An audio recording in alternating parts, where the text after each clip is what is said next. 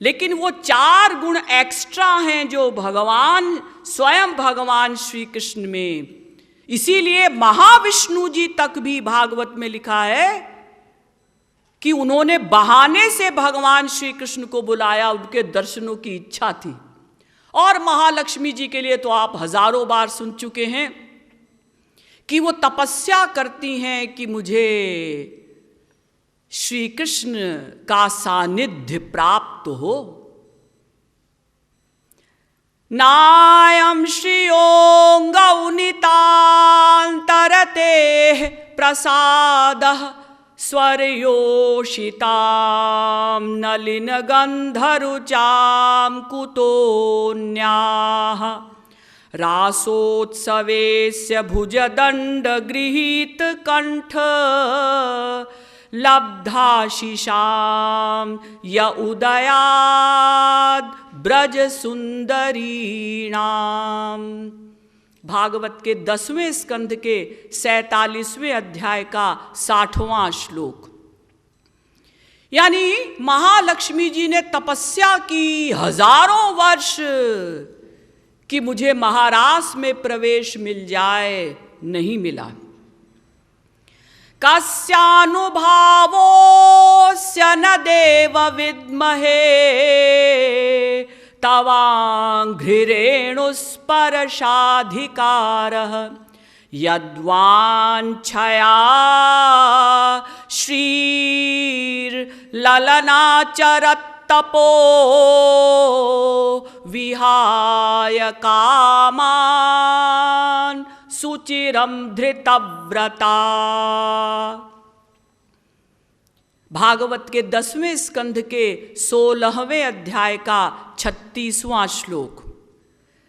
नाग पत्नियां जब भगवान श्री कृष्ण ने कालिया नाग को नाथा, कालिया नाग के फणों पर नृत्य किया,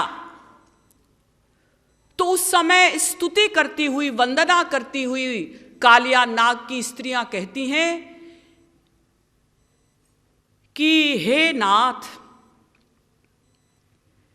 हमारे पति कालिया नाग का कितना बड़ा सौभाग्य है कि जिनके चरणों के दर्शन के लिए महालक्ष्मी जी तक तरसती हैं, उन्हीं चरणों का स्पर्श हमारे पति को मिला।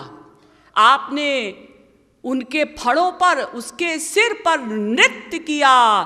जिन चरणों को समाधि में 1 सेकंड के लिए बड़े बड़े योगींद्र मुनींद्र चाहते हैं कि 1 सेकंड को समाधि में ही श्री कृष्ण के चरणों का दर्शन हो जाए, नहीं होता। वही श्री कृष्ण के स्पर्श, चरणों का स्पर्श हमारे पति को मिला, जिनके लिए महालक्ष्मी जी भी तरसती हैं। इसका मतलब कुछ न कुछ तो विशेष बात है भाई श्री कृष्ण में, वरना तो महाविष्णु जी ही अगर श्री कृष्ण हैं तो फिर क्यों तरसती। महाविष्णु जी तो उन्हें सदा ही प्राप्त हैं। वही 4 गुण जो एक्स्ट्रा हैं स्वयं भगवान श्री कृष्ण में, लीला माधुरी, प्रेम माधुरी, रूप माधुरी, मुरली माधुरी। इसके कारण महाविष्णु और महालक्ष्मी जी भी अनंत अवतार जो हो चुके, सब भगवान श्री कृष्ण के लिए तरसते हैं।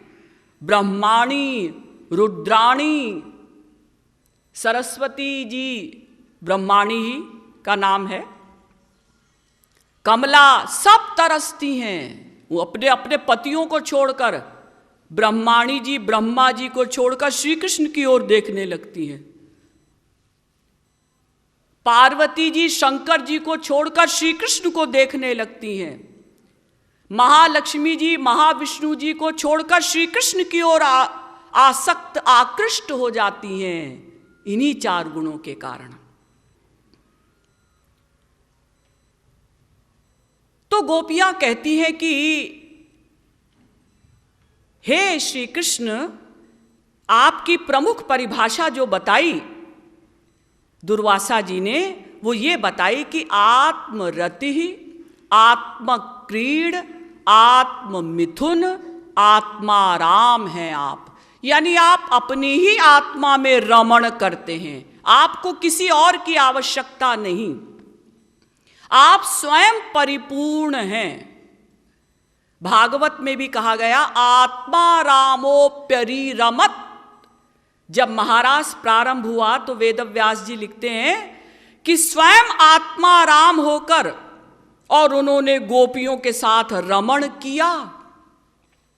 साक्षान मन्मथ मन्मथः, भागवत के 10वें स्कंद के 2 अध्याय का 32वां श्लोक।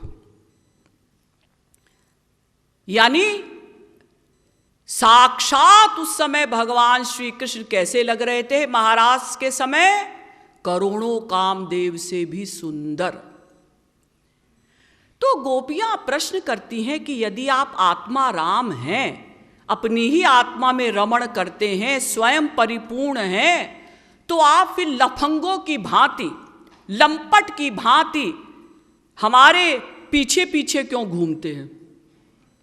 हमारे शरीर को क्यों मांगते हैं कि मुझसे प्यार कर? अरे ज्ञानी योगी ही शरीर से परे हो जाते हैं, बड़े बड़े ज्ञानी योगी ही वो ही शरीर में आसक्त नहीं होते, किसी के शरीर में आकृष्ट नहीं होते, और आप स्वयं भगवान होकर और हम जैसी बेपढ़ी लिखी गांव की गंवार स्त्रियों के पीछे लंपट की भांति, कैरेक्टरलेस की भांति घूमते हैं। फिर आप कैसे भगवान हैं? या तो फिर दुर्वासा जी बूढ़े हो गए हैं, उनका दिमाग खराब हो गया है, वो आपको कहते हैं कि आप भगवान हैं। और अगर आप भगवान हैं तो हमारा अनुभव तो नहीं कहता कि आप भगवान हैं। अरे संसार में ही कोई जो समझदार होता है, थोड़ा सा समर्थ होता है सांसारिक दृष्टिकोण से, वो ही किसी कुबड़ी से प्यार नहीं करता। और आप आत्मा राम होकर कुब्जा राम हो गए। आपने कुबड़ी से प्यार किया, कुब्जा में आसक्त हो गए आप। अरे यहां तक तो ठीक है कि भाई भगवान श्री कृष्ण राधा जी से प्यार करते हैं, तो चलो रुक्मिणी जी से प्यार करते हैं, महालक्ष्मी जी से प्यार करते हैं, वो सब चलो एक ही है, थोड़ा बहुत रस का अंतर है वहां पर। लेकिन कुब्जा में तो, कुबड़ी में तो संसार का भी कोई व्यक्ति आसक्त ना होगा। संसार में भी कोई लड़का जब किसी लड़की को देखने जाता है तो पहले उसका शरीर देखता है, सबसे पहले। अरे लड़का लड़की को देखने जाता है वो तो छोड़िए, आप लोग संत महात्माओं के पास जाते हैं, आप भी सबसे पहले शरीर देखते हैं। मैं तो खैर संत नहीं हूं, लेकिन मुझे भी जितनी बार डेली लोग मिलते हैं, वो लोग, दीदी आप आज अच्छी नहीं लग रही हैं, दीदी आज आप बहुत अच्छी लग रही हैं। यानी हम के पहले शरीर देखते हैं, आत्मा वहां तक तो हम घुसने की कोशिश, दीदी आज आप ना सूखा सूखा आपका मुंह लग रहा है, आप आज, जो डेली देखते हैं वो उनकी बात बता रही हूं, जो 4-6 महीने में देखते हैं वो तो बोलेंगे ही। तो यानी सबसे पहले हम शरीर देखते हैं, बाद में और क्वालिफिकेशन देखते हैं कि भाई तुम कितनी पढ़ी हो, तुम्हारे अंदर क्या क्या कलाएं हैं। अगर कोई अंधी लड़की हो और कोई कहे कि भाई ये बहुत पढ़ी लिखी है, इससे तुम विवाह कर लो, है अंधी से विवाह कर ले, पढ़ी लिखी होगी भाड़ में जाए, इसको क्या हम पकड़ के घुमाया करेंगे? किस काम की है ये? तो गोपियों का प्रश्न है कि अगर आप आत्मा राम हैं, पूर्ण काम हैं, सर्व समर्थ हैं, परिपूर्ण हैं, और ऐसे परिपूर्ण नहीं है जैसे संसार में कुछ वस्तुएं परिपूर्ण होती हैं। जैसे एक बाल्टी पानी हमने ऊपर तक भर लिया तो वो बाल्टी परिपूर्ण है, एक लोटा पानी हमने ऊपर तक भर लिया, ये लोटा परिपूर्ण है। अगर उसमें से एक चम्मच भी हमने बाहर निकाला तो वो फिर परिपूर्ण नहीं रहेगा। भगवान ऐसे परिपूर्ण नहीं है, अनंत में से अनंत निकालो तो भी अनंत बचेगा, ऐसे परिपूर्ण है भगवान। तो फिर आप कैसे भगवान हैं? जो कुब्जा में आसक्त हो गए और हमारे शरीर से आप प्यार करते हैं। लेकिन दुर्वासा जी ने कहा है कि आप स्वयं भगवान हैं, तो विश्वास भी होता है, लेकिन प्रैक्टिकल अनुभव हमारा ये नहीं कहता। लेकिन अब दुर्वासा जी से कैसे पूछें? दुर्वासा जी तो महाक्रोधी हैं।